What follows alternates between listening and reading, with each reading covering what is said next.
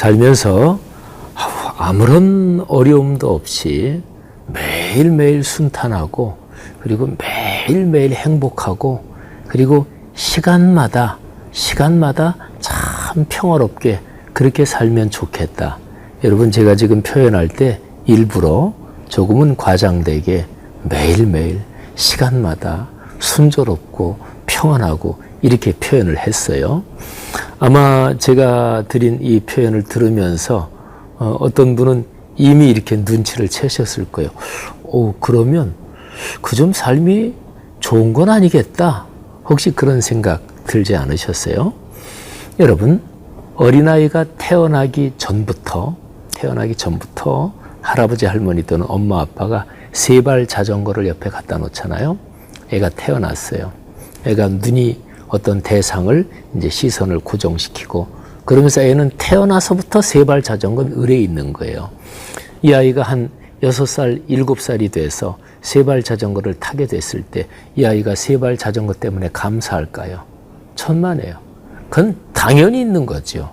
당연히 있는 건데 왜 감사해요? 그잖아요. 6, 7살 됐을 때 친구들은 막 세발 자전거 타고 있는데 난 없어. 그래서 있었으면 좋겠다. 엄마 아빠 주르고. 근데 할아버지 할머니가 생일 선물로 사줬어. 또는 크리스마스 선물로 사줬어. 너무너무 기쁘겠죠. 그런 거예요.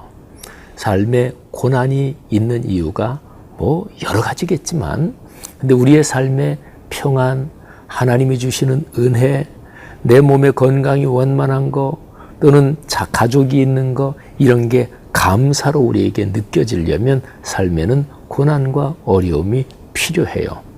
고난과 어려움이 있는 수만 가지 이유가 있겠지만 그 중에 아주 중요한 이유죠. 고난과 어려움을 감사할 수 있는 그런 신앙이 있기를 바랍니다.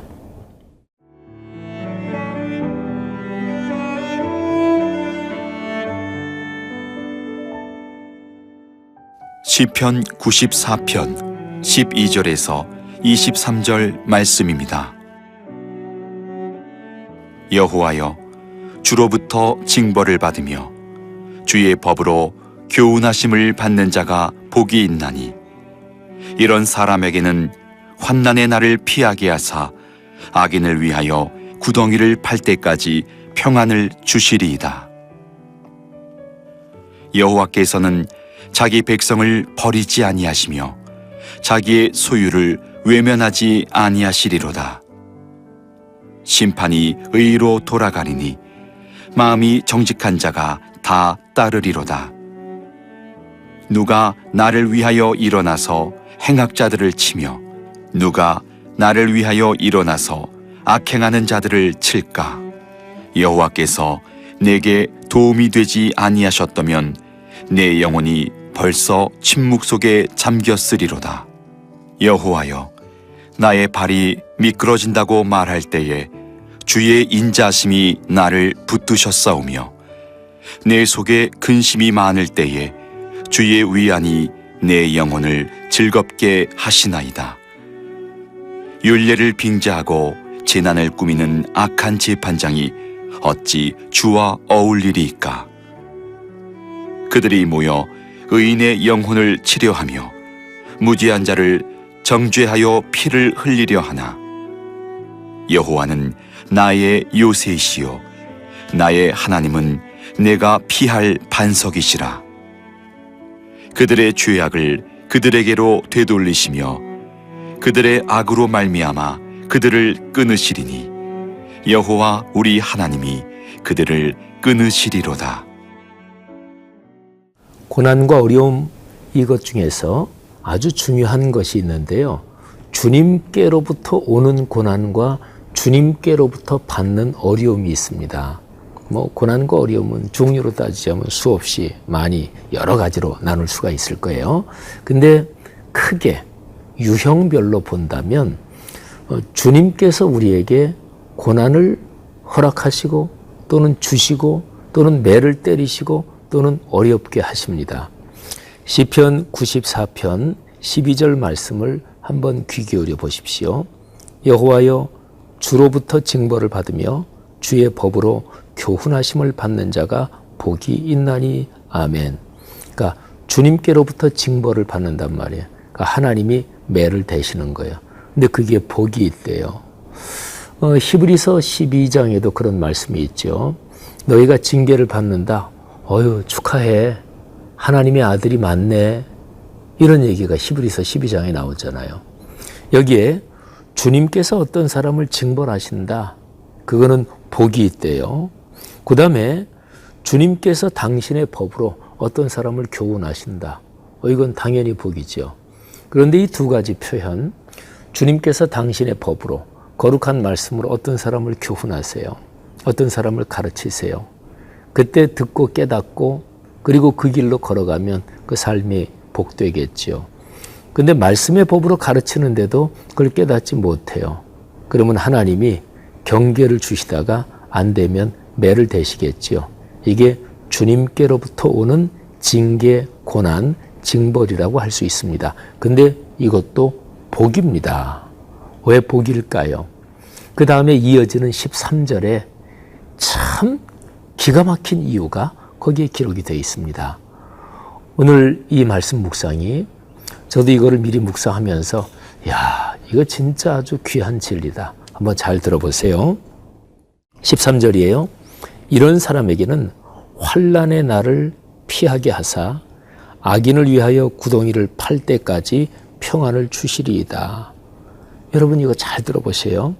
이런 사람에게는 환난의 날을 피하게 하신대요. 보세요. 사람이 잘못된 길로 가고 있어요. 주님께서는 처음에 당신의 말씀으로 당신의 자녀들을 교훈하십니다. 가르치세요. 글로 가면 안 돼. 계속 가다가는 큰일 나. 근데 말을 안 들어. 그러면은 징계하시고 매를 대십니다. 그런데 징계하고 그리고 매를 대실 때 그때에 그 그리스도인이 징계받고 매를 맞으면서 깨달아요. 그래서 돌이키는 거예요. 근데 징계받고 매를 맞는데도 돌이키지 않아요. 그래서 계속 가요. 그러면 어떻게 돼요? 그게 바로 환난의 날인 거예요. 여러분 보세요. 하나님이 왜 우리를 징계하실까요? 왜 우리에게 고난과 어려움을 당하게 하실까요? 그거는 완전히 망하지 않게 하려고 환난의 날을 피하게 하시려고 우리에게 고난과 징계를 주는 거예요. 복이지요? 커다란 축복이지요. 그런데 13절 뒷부분에 이런 표현이 나오지요. 악인을 위하여 구덩이를 팔 때까지 평안을 주시리이다. 악인은 결국에는 망한다. 이거는 성경의 일관된 가르침입니다. 우리가 보통요, 기독교 신앙을 떠나서 일반 다른 종교들 또는 도덕률에서 권선징악 이런 표현이 있지요. 그러니까 선한 사람은 잘 되고 악한 사람은 벌을 받는다. 권선징악이에요. 근데 일반적인 권선징악하고 성경에서 말하는 악인은 반드시 망한다. 그리고 의인은 하나님께서 축복하신다. 이거는 사실은 근본적인 차이가 있어요. 일반적인 권선징악은 왜 선한 사람이 상 받는데 악한 사람이 왜 벌을 받는데 진짜로 그래? 하고 물으면 사실은 대답할 말이 딱 부러지게 없어요. 원래 그런 거야. 원래 왜 그래? 또 우리가 사는 현상을 보면 악한 사람이 잘 되는 거 많잖아요. 참 착하게 사는데 평생 어렵게 사는 사람도 많잖아요. 이거 어떻게 설명할 건데? 그러면 설명을 못 해요. 근데 기독교 신앙에서 악인은 반드시 망한다. 그리고 의인은 반드시 하나님께 복을 받는다. 이유가 뭔데? 그러면 기독교 신앙은 명백해요. 하나님이 살아계셔. 그리고 그분이 하시는 일을 우리가 다 알지 못하지만 그분은 선하신 분이야. 그분은 전지전능하신 분이야. 그분은 모든 것을 섭리하시는 분이야. 이런 거죠. 여러분, 하나님 안에서 받는 고난은 축복입니다. 내 삶을 돌아봐서 내가 잘못된 길로 가서 하나님께서 매를 대시는구나 할 때는 하나님 감사합니다. 그런 기도를 드릴 수 있기를 바랍니다.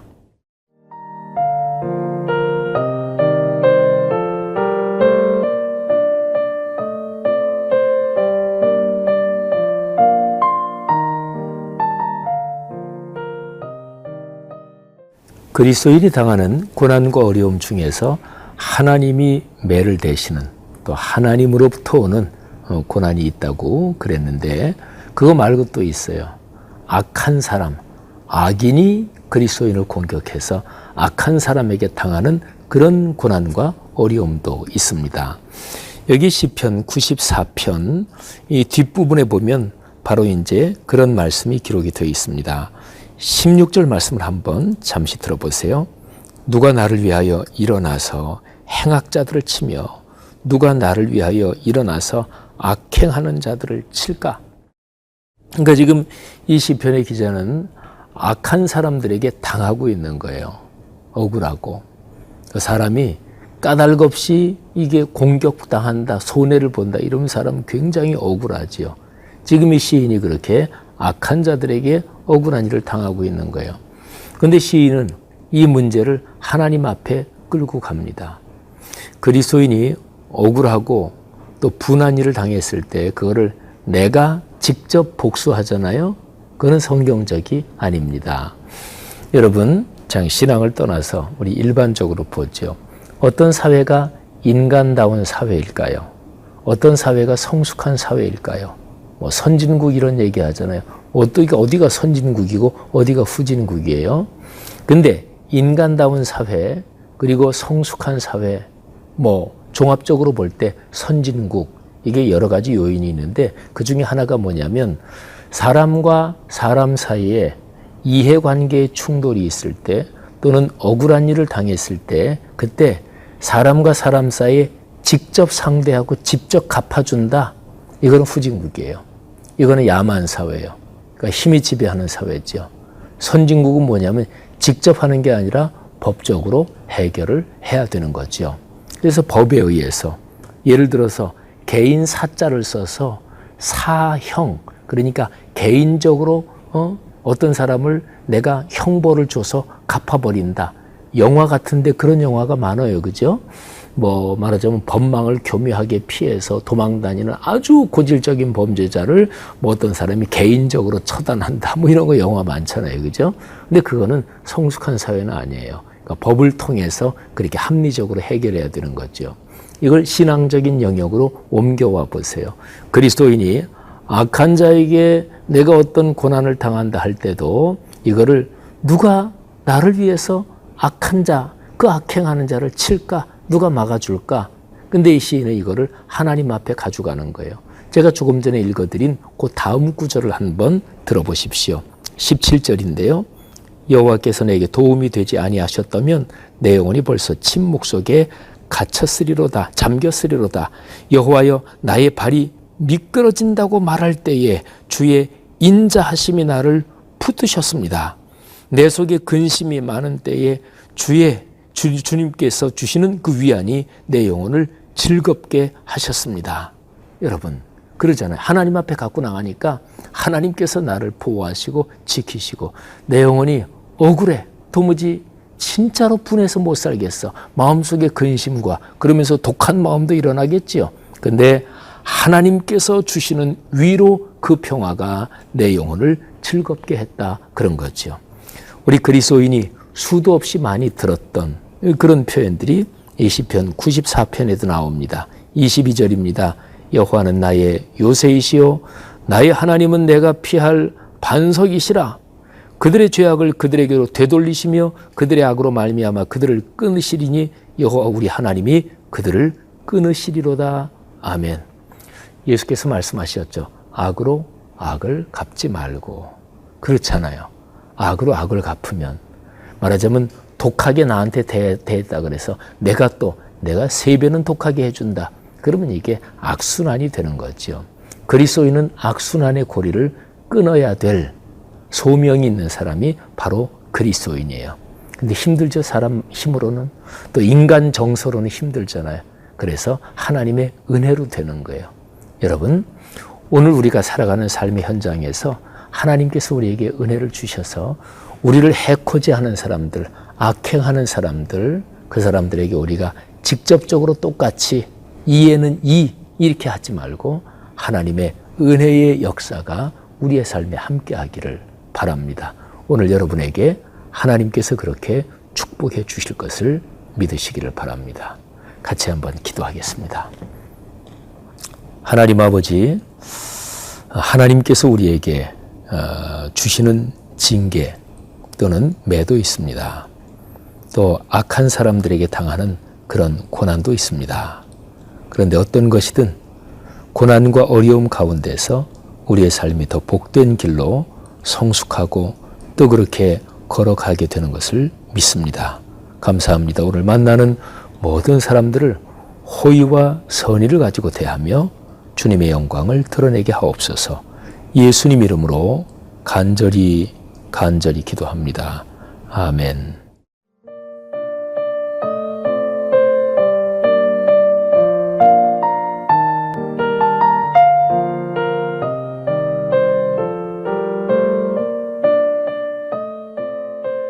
이 프로그램은 시청자 여러분의 소중한 후원으로 제작됩니다.